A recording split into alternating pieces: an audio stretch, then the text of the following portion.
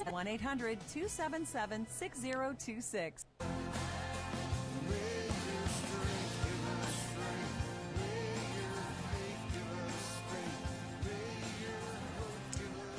$11:50, 10 minutes before high noon on this beautiful day in Minneapolis and St. Paul, the Twin Cities, as we call them, but often like twin brothers that don't get along. So on the last segment, we were talking with natural health coach Shelley Pagitt, and we were talking about this expression, you would eat 3 squares a day, and I often hear that phrase associated with the military. I don't know about the rest of you. But I often hear in the military they talk like that. So I asked the crack staff if they would jump on that and find out what the meaning of that was. And so here's where it comes from. In the days of the old wooden sailing ships, food and fresh water was always a problem. Therefore, feeding a hard-working crew would have been very difficult to accomplish. Well, meat and fish was dried and salted to be stored in barrels, and fruit that was unheard of except perhaps apples that could be stored in these barrels. Well, Royal Navy ship crews were given a daily ration of lime juice, and larger ships would take to sea with live animals who would be butchered and eaten at a later date. The ship's carpenters would make plates for the crew, and the easiest way to make the plate was to cut it into a square.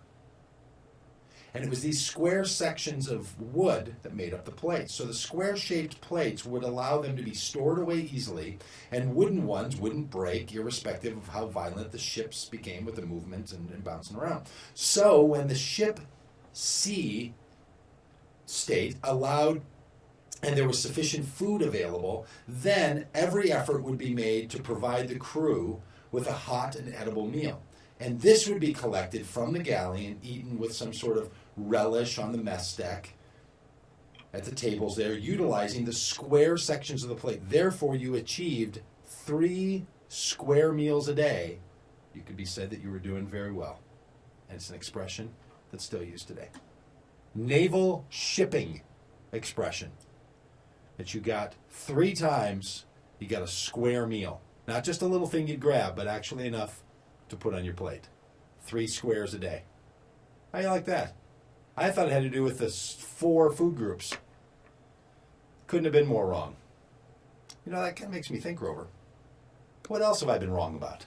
I mean, gravity. If you throw this into the mix, Alice and I was wrong about where the expression 3 squares come from. What else could it be? I mean, seriously, does this not just put you into peril? Your ability to trust me if I'm not right about everything? How could you be right about anything? No. It doesn't?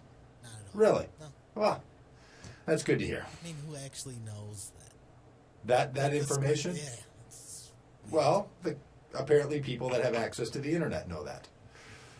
So we try to end each segment of the radio program with a call out to say, let's be the people who make the world right. Let's be people who look at things and say, right on. That's the way it's supposed to be. Good for you. We call this religious radio. That's not quite right. But sometimes there's things in this world that are just right, and they're just the way that they're supposed to be.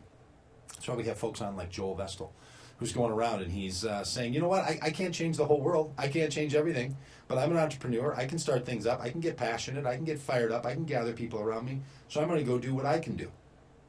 That's why we have a radio show that wants to encourage you to say, when you look around the world and you see things that aren't the way they're supposed to be, step in and make the world as the way you want to have it. Now, I told you before that I'm going to be heading off to Haiti. Well, I'm going to have some guests on next week who are part of the organization I'm going to be traveling with. And here's the deal. I'm traveling to Haiti, and I'm going to be looking at some other organizations' programs, things like what Joel is doing with Serve Life, but different organizations, and what they're doing to connect people in developed countries with people in developing countries. And one of the real problems in Haiti is that there hasn't been an infrastructure created that allows for the kind of sharing of resources and friendship and finances that would allow for some of the more underdeveloped parts of Haiti to succeed. And you can't do it just through organizations. You can't do it just through government agencies. You can't do it just through individuals. You have to have a combination of all of those. So I'm going to be going with some organizations to look at and see what they're doing. Now, here's where I need your help. I need your help to tell me what I should be looking for there. Because, look, I mean, obviously I'm going to see what this organization has to offer, and I think it's good. It's an organization called AIM, and I think they're doing really good work, and they're connecting with really, really healthy and positive organizations and individuals in Haiti. But I don't want to just see from their perspective, and I don't want to just see from my perspective. I want your perspective in on this too. What are the things that you would be looking for in Haiti that would make you say right on?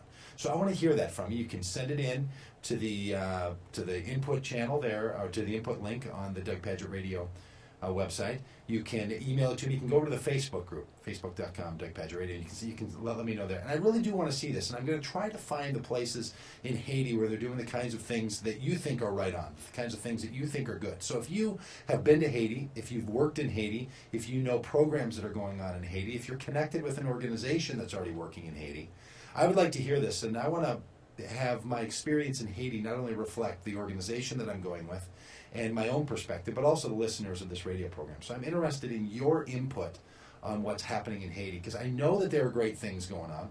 And I believe, what Joel heard from that fellow in the Sudan, that you can go 40 days without food, you can go 4 days without water, you can go 4 minutes without air.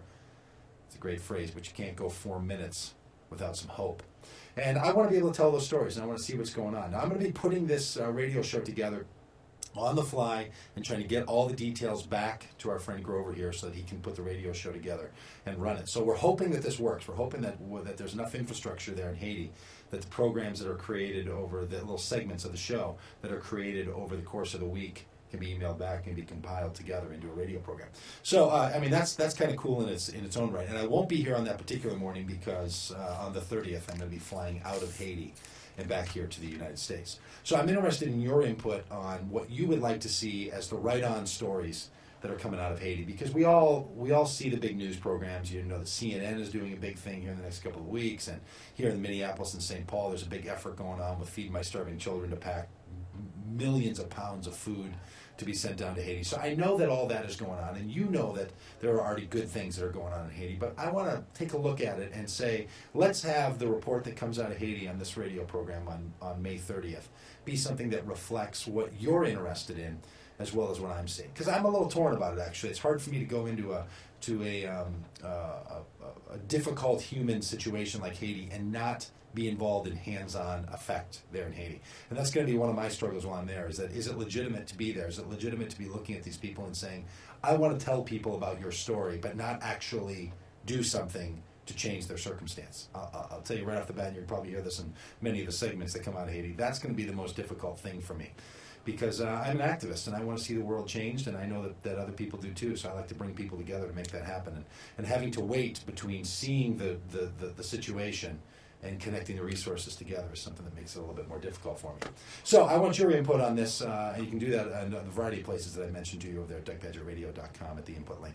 And I would like to tell your stories back. So if you've got a kid that you sponsor or an organization that you work with, let me know, and I'll see what I can to just arrange our trip so they can stumble onto those circumstances and those situations. So for all of you that are making the world the way that you want it to be, for all of you who are not living in a world that makes you say cripes and come on and you got to be kidding me, but for a world that's made up of the world as the way you want to see it, where your faith brings faith, where your hope brings hope, and where your love brings love, have a great week. Be those who make the world in the way that you want to have it. Be those who fulfill the kingdom of God in the world in a way that makes sense to you. We'll talk to you again next week, and send me your input on Haiti. And then 2 weeks from now, I'll be broadcasting live from Haiti. Doug Pagitt Radio on AM 950, the voice of Minnesota.